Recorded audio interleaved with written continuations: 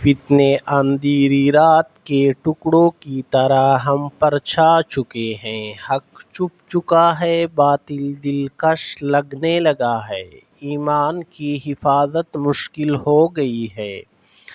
اب بچنے کا واحد راستہ قرآن و سنت کی روشنی اور دل کی سچی توبہ ہے۔ آج کا انسان ترقی کی بلندیوں پر ہے، لیکن روحانی پستی کی گہرائیوں میں ڈوبا ہوا ہے۔ ایمان کمزور، نفس طاقتور اور فتنہ ہر دروازے پر دستک دے رہا ہے۔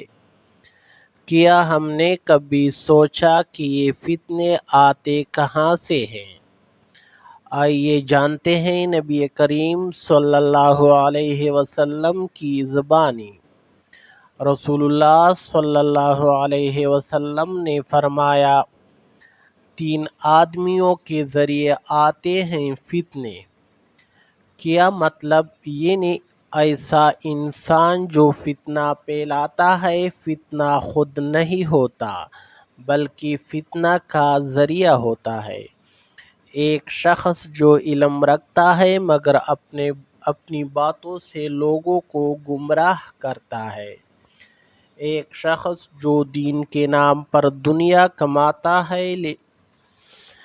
ایک شخص جو سچ کو توڑ مروڑ کر پیش کرتا ہے۔ یہ سب فتنہ پیدا کرنے والے لوگ ہیں۔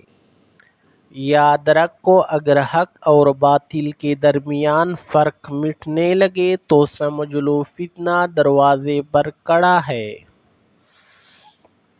جب فتنہ آتا ہے تو عقل حق سمجھنے سے قاصر ہو جاتی ہے۔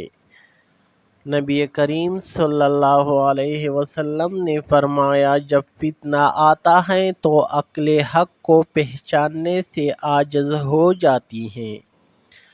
یہ کیسا فتنہ ہے جو انسان کی سوچ، فہم اور عقل کو دھندلا دیتا ہے؟ یہ وہی فتنہ ہے جو انسان کو غلط کو صحیح سمجھنے پر مجبور کر دیتا ہے۔ آپ دیکھیں، جھوٹ کو سچا مانا جا رہا ہے اور سچے کو مجرم بنا کر پیش کیا جا رہا ہے۔ لوگوں کے دل سخت ہو چکے ہیں اور آنکھوں پر غفلت کا پردہ پڑ چکا ہے۔ یہی وقت ہوتا ہے جب فتنہ غالب آتا ہے۔ تو سوال یہ ہے، ایمان کو فتنوں سے کیسے بچایا جائے؟ جواب ہے علم، صبر اور قرآن و سنت سے جڑنا۔ ایسے وقت میں خاموشی اور غور و فکر عبادت ہے اور حق پر ڈٹے رہنا جہاد۔ فتنے کے دور میں دین پر قائم رہنا ایسا ہے جیسے انگارہ ہاتھ میں پکڑنا، مگر اللہ تعالیٰ صبر کرنے والوں کے ساتھ ہے۔ آج آپ فیصلہ کریں، آپ فتنہ کا حصہ بنیں گے یا اس کے خلاف اللہ کے بندے بن کر کھڑے ہوں گے؟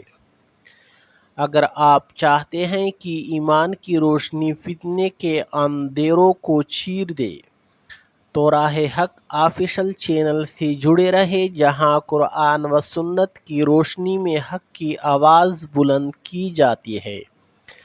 ہماری ویڈیوز کو لائک کریں، شیئر کریں اور چینل کو سبسکرائب کر کے بیل آئیکن ضرور دبائیں تاکہ حق کی ہر صدا سب سے پہلے آپ تک پہنچے۔